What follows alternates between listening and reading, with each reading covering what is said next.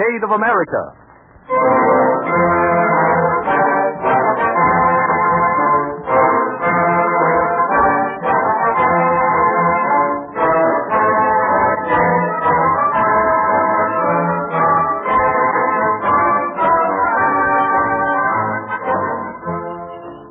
This evening's story in the Cavalcade of America, presented by DuPont, deals with one of the commonest conveniences that our civilization knows, the bridge. As we pass swiftly over bridges in automobiles or trains, we seldom give them a thought. But like many other things we use, the modern bridge was possible only through the development of science and engineering. And chemistry played a big part in the improvement of steel, in the explosives necessary to mine the ore and to blast a secure footing for the deep foundation, and in the very paint that protects the mighty girders from the elements. Thus, every bridge stands as practical evidence of the phrase which guides DuPont chemists: better things for better living through chemistry.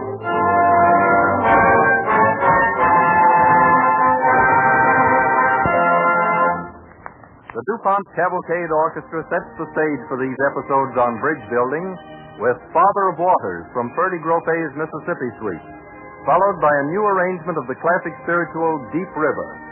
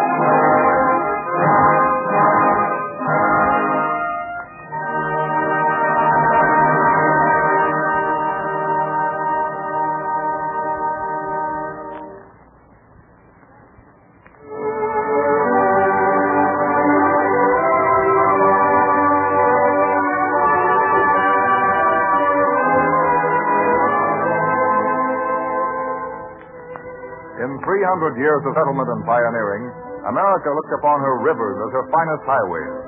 They played a mighty role in winning a wild and rugged land, but their very width and depth and swiftness made them barriers as well. They divided cities and states and long defied the ingenuity of man. Today, even the mightiest have been spanned by broad highways of stone and steel and cable. But less than 100 years ago, the very thought of such a feat was confined to the minds of dreamers. Certainly no such thoughts occur to a ferryman and his assistant as they huddle around a glowing stove in a shack on the banks of the Hudson one stormy winter night of the year 1841. Listen to that wind, Jamie. Aye. A fine night it is to be close by a hot stove. Show in another piece of driftwood, lad. Aye, sir. I don't recall ever seeing the river so full of ice. Well, I've seen it frozen solid, with teams driving across to Jersey. Well, at least folks could get across. But there ain't been a boat crossed this week. I hear tell 2 men tried it in a skiff down river a ways. Aye? What happened to them? The ice cakes crushed the skiff to kindling. The last that was seen of the men, they was drifting down to sea on the ice. Did they make it to shore? Not so far as anybody knows. The Hudson's in an ugly mood these days. Listen. Now, who do you suppose to be tearing down to the ferry with a coach in a night the like of this? Sounds like they're in a big hurry. I'll see who it is. Come in, sir. Come in. I'd like to see the ferrymaster. Is he here? I be he. Come in before you have us blown in the river. Thank you. It is a bad night. It is that. What can I do for you, sir? I'm Stephen Adams of Boston. I come all the way by the fastest coach. From Boston? That's a wearing journey in such weather. Yes, but I'm not stopping here. I must be in Philadelphia by high noon tomorrow. Now, that's what I'd call unfortunate, Mr. Adams. Why unfortunate? With fresh relays of horses, I can easily make it once I'm across the Hudson. Aye, once you're across the Hudson. But you'll find no man that'll take you this night, sir. Nonsense. I'll pay you double the usual fee. Not for all the gold in New England, sir. But I must get across. It's a matter of life and death. Perhaps. But mark the grinding of the ice. It'd be but a matter of death to take a boat into those floes. I've no time for quibbling. I'll pay you 3 times the fare. Not for 10 times 3. Oh, so you're afraid? You cannot bait me with the name of coward, Mr. Adams. I've lived long enough to mark the difference betwixt folly and courage. Oh, if there were only a bridge. That's an idle wish for something that'll never be, sir. Well, ice or no ice, I'll find a ferryman to take me across tonight.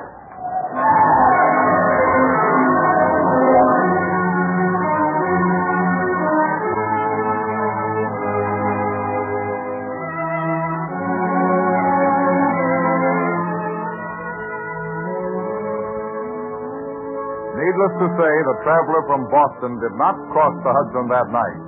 But his face was a sign of the quickening pace of American life. Iron bridges could and had been built, but such bridges blocked the traffic of the rivers themselves. Higher and longer bridges had to be built. And in that same year of 1841, the means was found to build them. Strangely enough, the discovery had nothing to do with rivers or bridges. The occasion was a meeting of the officials of the Allegheny Portage Canal at Harrisburg, Pennsylvania. A series of accidents at the mountain portage of the Philadelphia-Pittsburgh Canal was being investigated.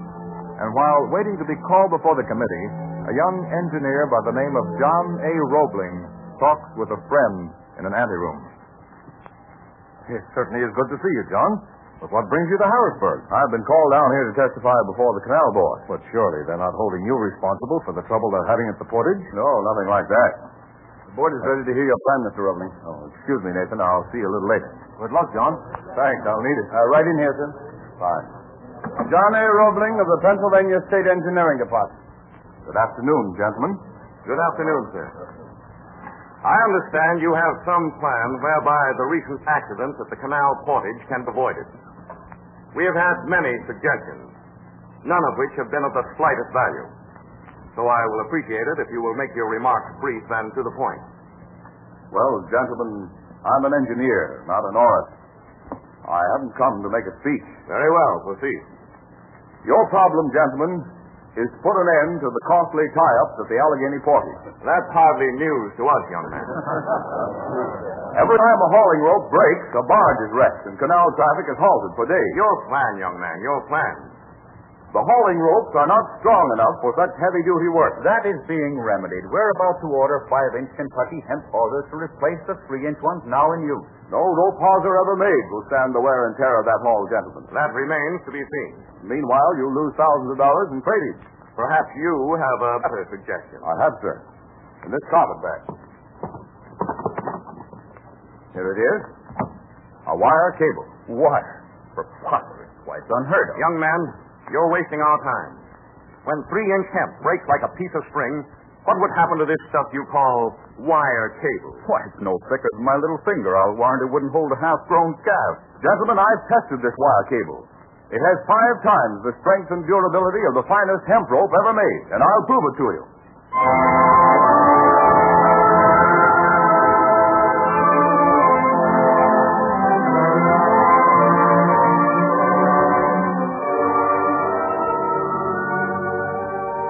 Engineer John A. Roebling won his point. Tests verified the truth of his statement, and he secured orders for the Allegheny Portage cable. He returned to his hometown of Saxonburg, Pennsylvania, and started the first wire cable factory in America.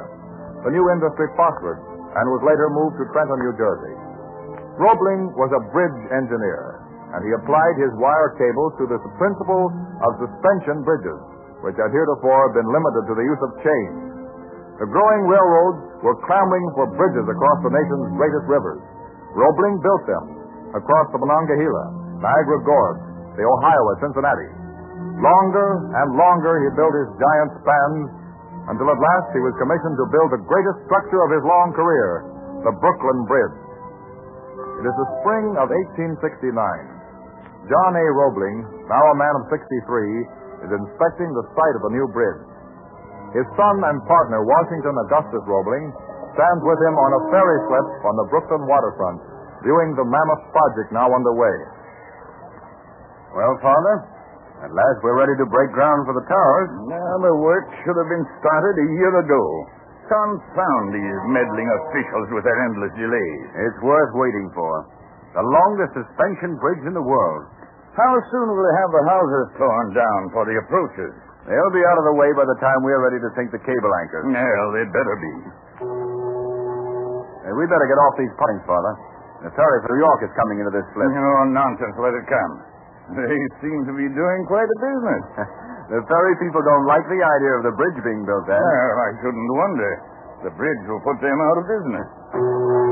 Yeah, I think the captain is waving us to get off the piling. We'll do nothing of the kind. Get off of there! You want to be knocked in the river? Tend to your business, Captain, and we'll tend to ours. Well, the tide is carrying the ferry into the piling. Stay here. We've sightings for me. Look out!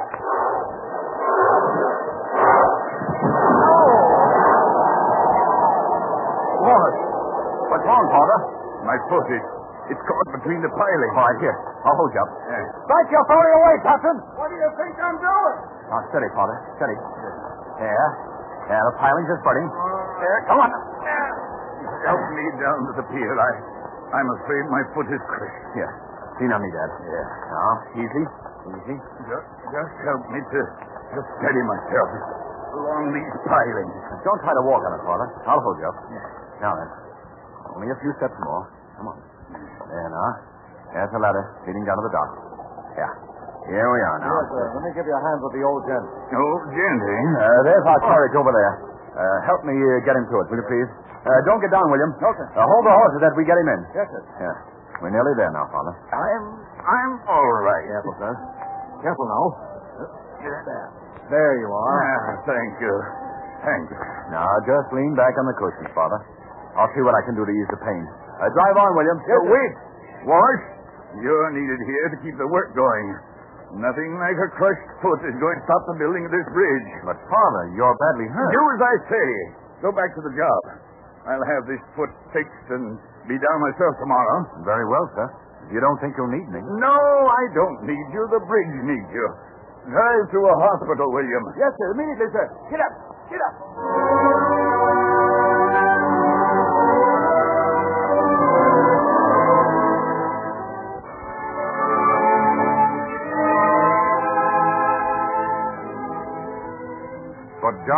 Roebling did not come back to his bridge the following day, nor the next. His crushed foot was amputated, and only a few days later his son rushes home in answer to a hurried call. The doctor meets him outside his father's room. What is it, Doctor? I came as soon as your message reached me at the bridge. It was urgent. You must prepare yourself for work, Mr. Roebling. What? Why, only yesterday he seemed to be recovering. Tetanus infection set in. We've been unable to check it. Does he know? Your father is not a man to be fooled. You'd best go in. There's not much time. Yes, of course. I'll sit you left alone. Thank you. Wash, my son. Well, yes, Father. I'm here. They've told you? Yes. But it can't be true. No, it's true, all right. Too bad I haven't one of our cables to anchor me to this earth, but since I haven't, how's the work on the bridge progressing? Well, splendidly, Father. All the men asked to be remembered. Tell them to finish that bridge, and they'll be remembered. You can't give up this fight, Father. What will the bridge do without you? I fought and I'm fighting now, my son, but it'll soon be over. Come closer.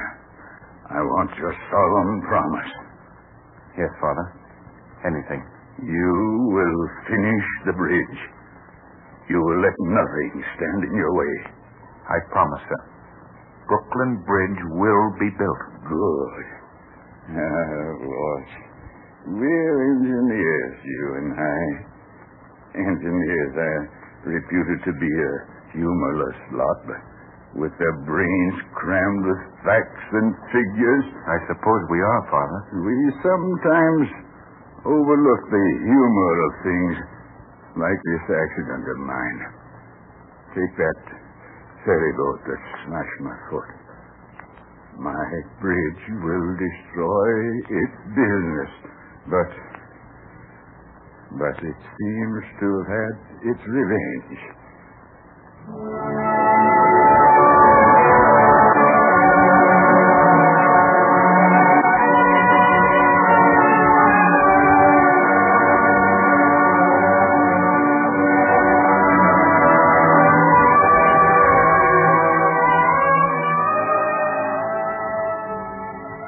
John A. Roebling died, but his son was appointed chief engineer, and the work on Brooklyn Bridge went on. To build the great towers of the bridge, deep caissons were sunk to bedrock far below the level of the river. The men worked under terrific pressure, Roebling among them. Like hundreds of others, he suffered from the bend, the cause of which was unknown at that time. His health was wrecked. His doctors warned him, but the younger Roebling refused to work men where he himself would not go, and he returns to the caissons once too often. He's in the office, Doctor. It seems to be another attack of these cramps the men get working down on the caissons. I was afraid this would happen. I've warned him. Right in here, Doctor. Roebling? Hello, Doctor. I knew they'd send for you. Can't a man get a cramp without... No. Take it easy. Lie down there and don't try to get up. You're a very sick man, only you won't admit it. Nonsense. I'm perfectly... I don't try to tell you how to build bridges. Don't you try to tell me my business. There's no use your telling me that I've got to quit work. Perhaps not, but I'm going to tell you just the same. We've been friends ever since your father died, Roebling. And as a friend, as well as a physician, I'm telling you that you must have rest and quiet, or you'll never live to see this bridge completed. You mean that? Absolutely. You go down in those caissons again, I can't answer for what will surely happen. The work's going along great, Mr. Roebling. Why don't you do as the doctor says and take a couple of months off and rest up? I know there isn't a man on the job that'd begrudge you a rest, and they'll do their level best while you're gone. I can promise you that. I want you to promise me you'll stay away from the bridge for at least 6 months. All right. I agree. I'll stay away from the bridge for 6 months. But don't think for a minute that I'll quit bossing the job. I can see everything that's going on from the porch of my house, and I'll keep my eye on the job even if I have to use a wheelchair and a telescope.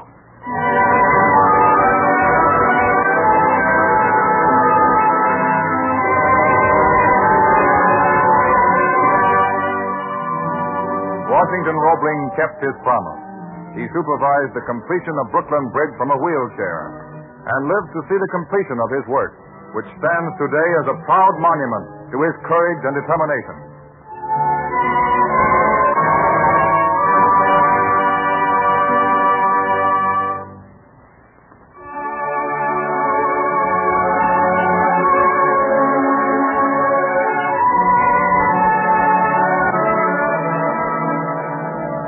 The Cavalcade of America, brought to you by DuPont, moves to 1931, when the dream of spanning the lower Hudson River became an accomplished fact with the completion of the George Washington Bridge.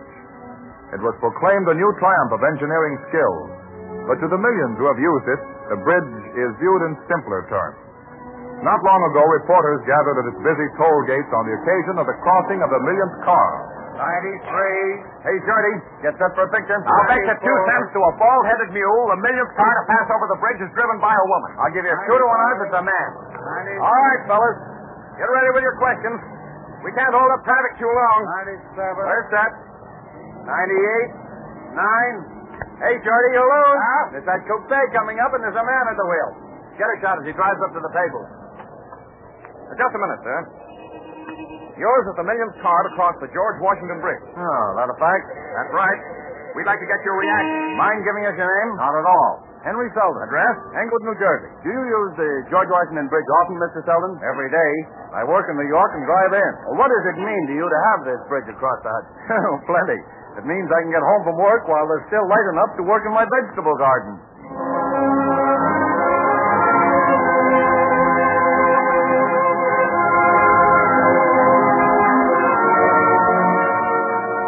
The George Washington Bridge still stands supreme, but it is soon to be eclipsed by a greater span across San Francisco's Golden Gate.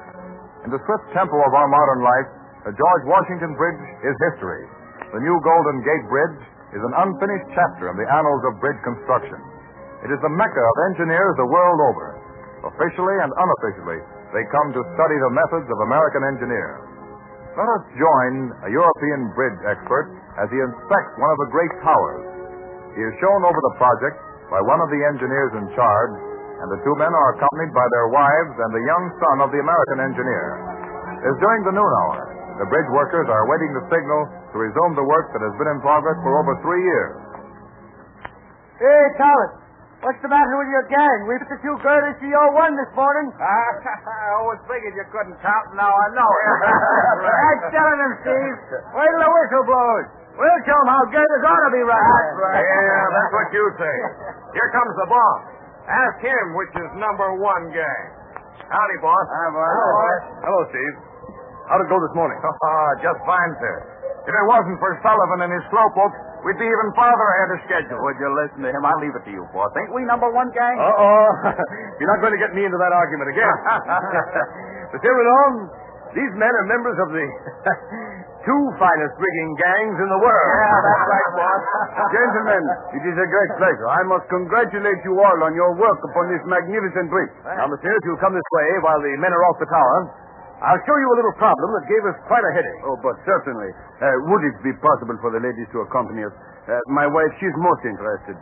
Always she must listen to me talk of bridges, so she feels she should know something about it. Why, of course. It'll be perfectly safe.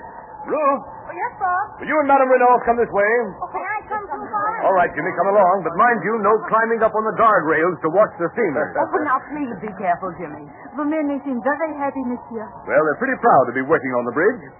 And there's keen rivalry between the various crews. Fine workmen. Very most important. Without them, all the steel and concrete in the world would not build such a bridge as this. Tell me, monsieur, what is the clearance above mean-high water this bridge deck is to have? Let me tell Monsieur Renault, Father. All right, Jimmy. See if you can remember the figures. The minimum vertical clearance at center is 220 feet, 100 feet greater than the Brooklyn Bridge, and 20 feet more than the George Washington Bridge. That's right, Jimmy. The towers are 746 feet above the water. The central span measures 4,200 feet, 4/5 of a mile. It is 3 times the length of the Brooklyn Bridge span and 700 feet longer than the George Washington Bridge. Now, Jimmy, now that's enough. Oh, but madame, let him go on. I'm most interested. Don't encourage him, Monsieur Renault. I think he's accumulated more facts about the bridge than any of us on the job. Oh, what a wonderful view from here. All of the bells And down below the big ocean liner, they go out to sea. No, below the work is finished. It is above that interests me. I see the cable work is almost ready for the, what you call them in English? Suppose you tell me, Monsieur Jimmy. You mean the suspenders, sir? Oui, that is it. The Roebling Company has the contract for all cables, and the bridge will require a total wire length of 80,000 miles. Well. Now, Jimmy, I think you'd better let your father explain the bridge to Monsieur Renault. But no, your husband is too modest. He is like his men. To him, it is a job to be done. Tell me, Monsieur Jimmy, what are you going to do when you become a man? Well, sir, first I'm going to an engineering college, and I'm going to build a suspension bridge that will make this one look like a toy. It is plain to see. We impress the younger generation not at all. Come on, boys. That means time to get back to work. Come on, men. Let's build ourselves a bridge.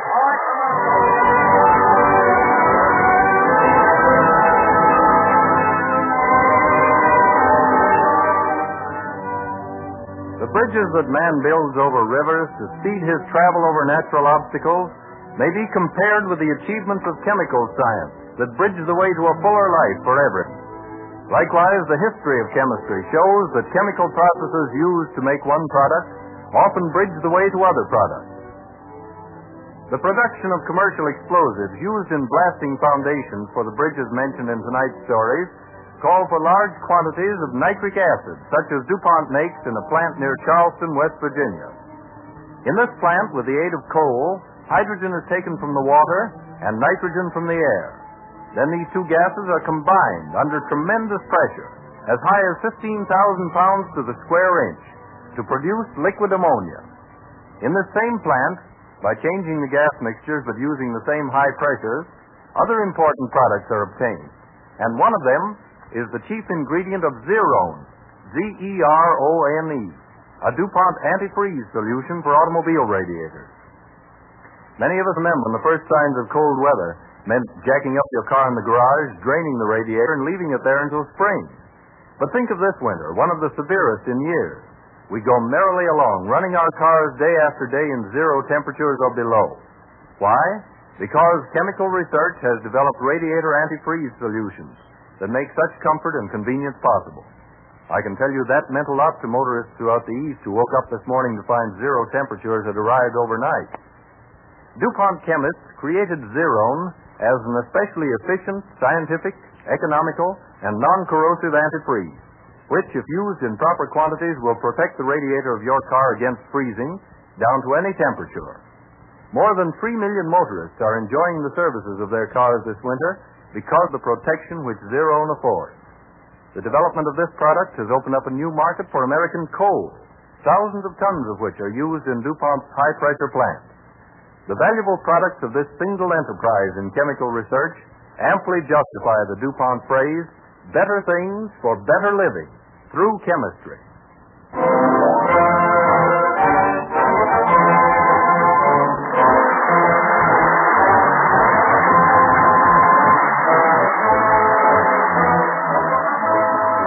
Next week at this same time, DuPont will present Heroes of the Sea, another dramatic episode in the Cavalcade of America. This is the Columbia Broadcasting System.